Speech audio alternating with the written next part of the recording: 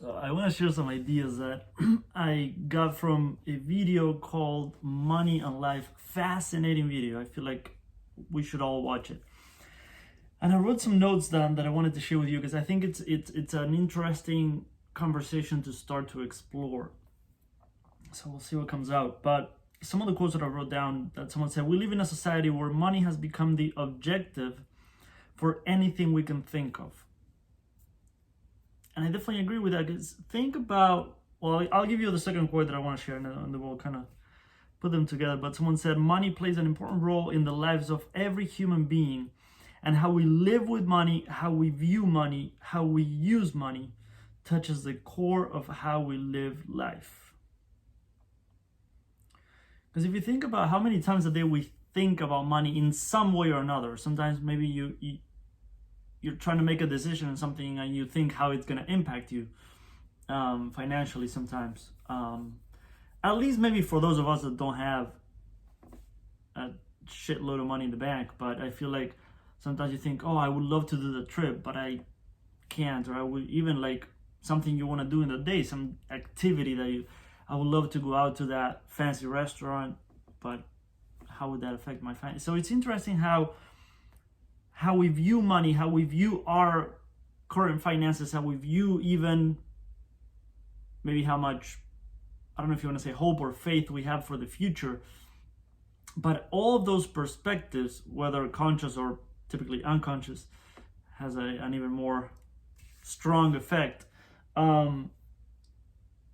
Affects our lives in so many ways. I love the other thing that someone said, that we need money for our existence, but we so rarely question it. And that's an interesting point too, because it's say how does money shape your life? I feel like these are interesting questions that we don't maybe think about enough, but at least I'm pretty sure that we don't talk about enough, especially in spiritual circles and in some inner work circles. Like there's a lot of talk about money, but it's a really, really interesting conversation to have. And then I have a really cool quote that I wanted to share from Lynn Twist, author of The Soul of Money. I haven't read the book. It sounds amazing, but I haven't read it. But she had a very interesting point. And actually, I haven't finished the video, but I paused, took a second to kind of reflect on some things, and I want to share this. So she might have more stuff that she shares on that video. But she said, I know there's places, she was talking about scarcity. I know there's places where there is not enough. I'm not talking about that. I'm talking about the life scarcity that is an unconscious, unexamined system of beliefs that even before thinking, we look through a lens of scarcity at the world. So we immediately think there's not enough to go around everywhere we look. I can relate to that. I grew up, so I was born in Uruguay, South America. I grew up at a time where, the economy was never great. And I grew up around, in a society, in a culture where, of course, you had to be very conscious and, in cases, careful about how you spend your money. So many decisions, so many things about the way that we lived was influenced by money and finances in a very big way. And I remember even at some point, I think maybe when I was young or even a teenager, but I remember that even, which might sound crazy for people in the US, and it seems crazy right now, but I imagine there's probably other countries that have to do it that way too. But even for parents to buy shoes for the kids, for school, even for sports, or for just regular life, sometimes those shoes, they have to buy them on a payment plan. It sounds crazy for the US to think about buying shoes in a payment plan. But that's the state of the economy, and that's how I grew up. And of course that affects our perspective towards money, our perspective towards finances, and that safety that maybe we want to feel, that faith that I'll be taken care of. Life will provide me what I need, which is very easy to say, and it's talked about so much in spiritual circles. But I want to point out to those of us that didn't grow up in a situation where things were so easy and perfect and amazing, when we grew up in those kinds of, I mean, I remember like my pants, maybe they had a little hole and they put like a knee pad to cover that, and we played soccer with a ball that was like falling apart, and we kept playing until it completely fell apart, and then we would figure out how to find a new ball. But like, it's not a surprise to me that I have many unconscious beliefs around money that are from a point of scarcity, from a perspective of fear, from a perspective of there's not going to be enough. Where am I going to find the money that I need to survive? And it was always a struggle. My parents, so my mother had a hair salon. It was extremely tough at first, eventually became a very popular one in our town. My dad and then kind of both of them, they started a restaurant and pub with two other people. Eventually they bought them out. I feel like, is that how you say it? Yeah, they bought the restaurant. And it was a struggle. They had to work so much. So my perspective was like, I have to work my ass off to be able to survive and thrive, because that's what I saw. That's what my father had to do. He worked, I remember, so let's say they closed a little bit in the afternoon because there was no business around that time.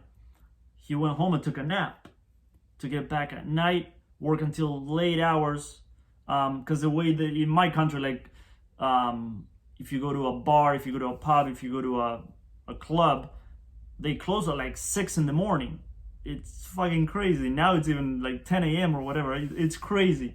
So my dad had to work until like, I forget, like 3 in the morning, and then someone covered for him. He got home to finally be able to relax a little bit, eat, watch some TV so he could like chill out, slow down. That was the only thing he could do, so that then he could go to sleep.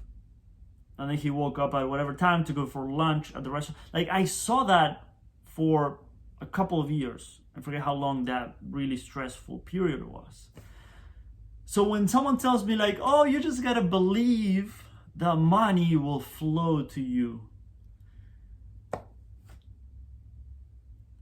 The reason why I'm sharing this is because I watched the video today from someone that had a very good point about that in spiritual communities, that sometimes we obsess about the law of attraction. And then by this point, if you follow my work, if you watch my videos, you've seen maybe my perspective on that. But for those of us that grew up in those environments, I can't just like meditate or create a vision board and just say, money's gonna flow to me.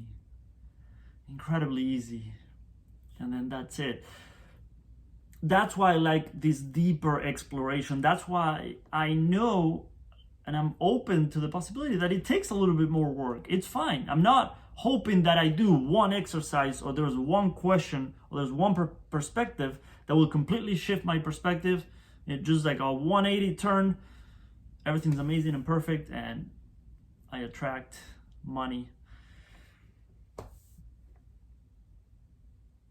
in the easiest, most amazing, most beautiful, flowing ways possible. I don't know. It's an interesting conversation, and that in itself could be a 1-hour video. But just two more things that I wanted to share. I'll move on because I could stay on that point forever. Someone else also said that when something is scarce, you'll see the tendency of competing. So if we have that point of view of money is scarce, maybe on some level we think I have to compete to get my little piece of the pie so that I can survive, right? And someone else had another interesting point that when we were young, depending on how old you are, right? But let's say, I don't know, even like 20 years ago, 30, 40, 50 years ago, if someone was a millionaire, that was amazing. That was crazy, unheard of. Like, not many people were millionaires. Now that's not even enough. Now it's billionaires or even more. And the goal is always higher. So he said, it was an interesting phrase, interesting choice of words, but he said there's a sickness there. It's an addiction. Definitely agree with it's an addiction. There's a sickness there. That's a powerful, a strong sentence, but I think you get the point. And I think it's very helpful and amazing for us to be aware and recognize, you know what? It has become an addiction for me. Here's what I want to share. Last year, so beginning of 2020, I had heard of crypto a while ago, but never much at all. And I thought it was kind of like, I had heard of friends getting into like crazy like pyramid scheme stuff. So I was always a little fearful of new like financial opportunities and all that. But beginning of 2020, I started learning more about crypto. I went pretty deep and I put a little bit of money there.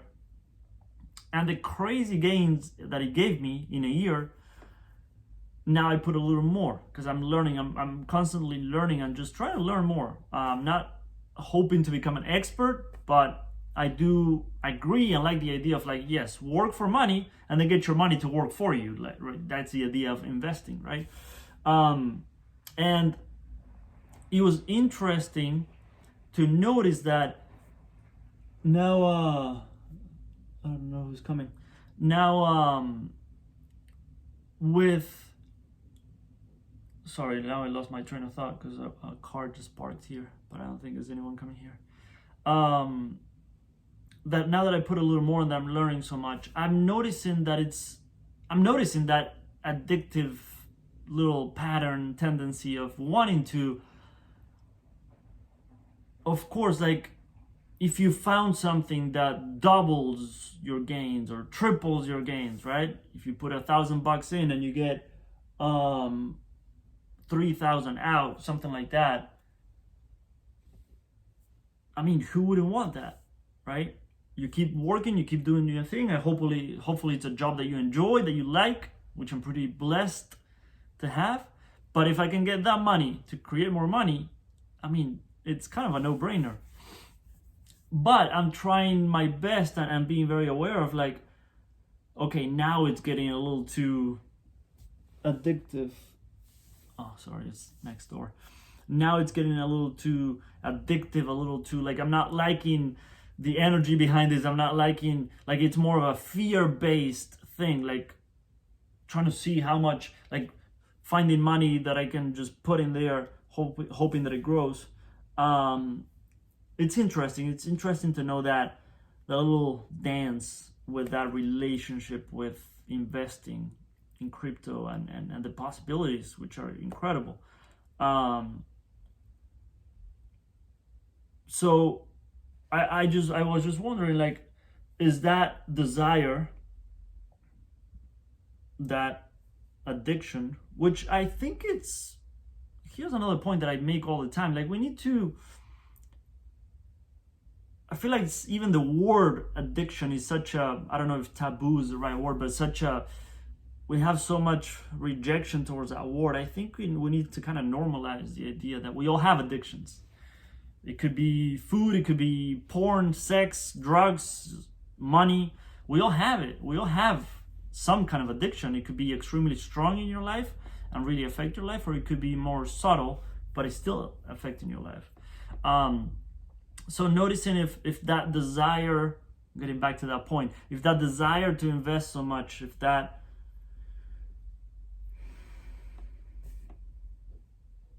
relationship that I'm having at this point with investing in crypto, is it coming from that unconscious beliefs around scarcity? And because I have all those fears that come from my childhood, that come from how I grew up, which come from my parents too. Like they grew up, in another video maybe I'll share, but my mother grew up in crazy situation and environment. My father's family was much more stable financially, and they didn't really struggle, but my mother's family on her side was crazy. So of course that fear gets carried out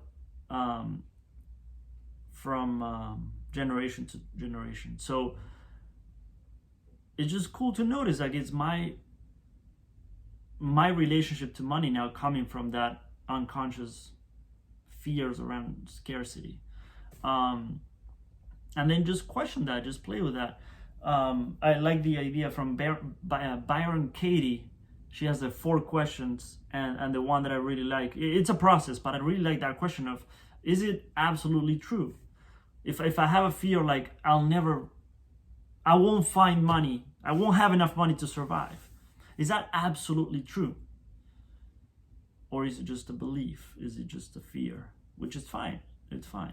But just seeing how we relate to money. I also love the exercise that I find very fascinating. If you fill in the blank, money is, fill in the blank. When I first did it, to me, what first came out was freedom. Money is freedom. So in a way, so don't overthink your answer. Just see whatever comes out. See what flows out. Don't overthink it. But in a way, I'm saying that I'm not free without money.